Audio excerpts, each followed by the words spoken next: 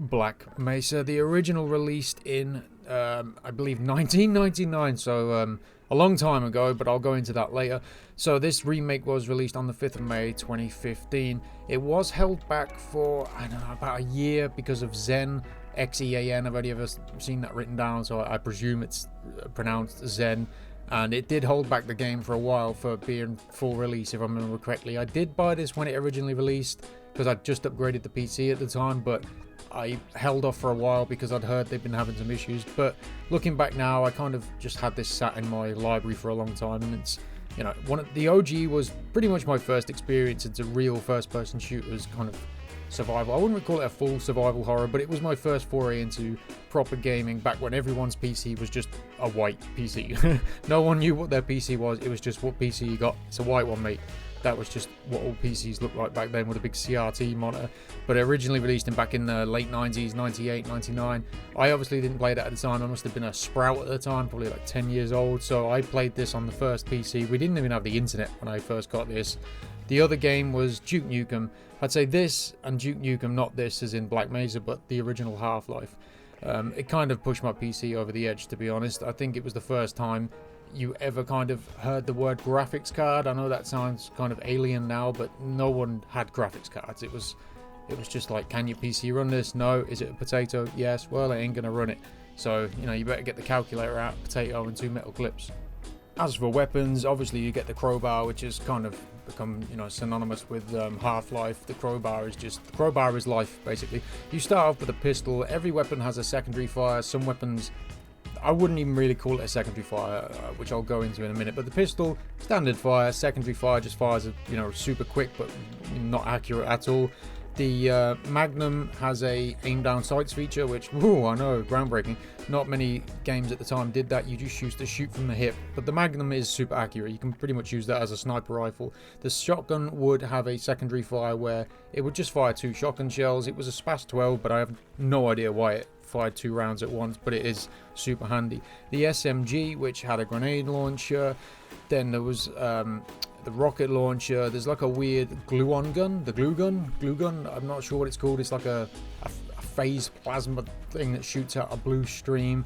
That was kind of one of the experimental weapons as well. Then there's the non-scientific weapons, the rocket launcher, grenades, trip mines, satchel charges, which obviously you detonate when you want. There's weird little bug bombs that are basically like a little alien hamster that runs around, nibble at the enemy's ankles. Not very useful. I don't ever really use them that much. I tend to chuck them and then just leave them because you don't get them that often and they're not very good. You get a gun with unlimited ammo to kind of help you out, which is, I believe it's called like the hive hand, or it's like one of those gloopy things that stick to the ceiling that eat everything. I forget what they're called now. The name escapes me, but that shoots bees, essentially like alien bees, which recharges, but you never run out of ammo. So it can come in handy to try and save ammo. And on normal difficulty, which I'm playing now, which you're seeing in the background, it does kick your ass. It's been a long time since I've played an FPS where you don't have regenerating health. You are just fucked if you get cornered, and yeah, it doesn't exactly go easy on you. As far as level designs go, you'll be exploring the Black Mesa facility, military checkpoints, areas that have been taken over by the military, which crash into you halfway through the game, because, you know, spoilers for a sort of 30-year-old game, the military come in to clean up their mess, and then the Black Ops come to clear their mess up, and it's a whole endless cycle. But at the time, this game was really groundbreaking. The fact that you could ruin a scientist's lunch in the microwave at the beginning was always like, I always used to do that. Everyone does that when they start Half-Life. They always ruin that guy's lunch in the microwave.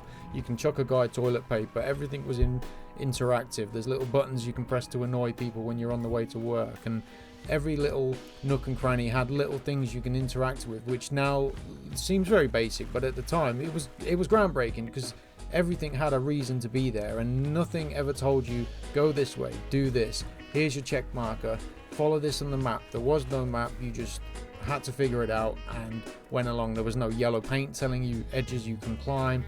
And it was a brilliant game, and it really does hold up well. And the fact that the remake is now 10 years old is, well, it's making me feel old. But considering I bought this in a sale for around £5 about 5-6 years ago, and just sat there and I didn't really do much with it, and I was playing it recently, and I'm towards the end of the game now, so I thought I'd do a quick review.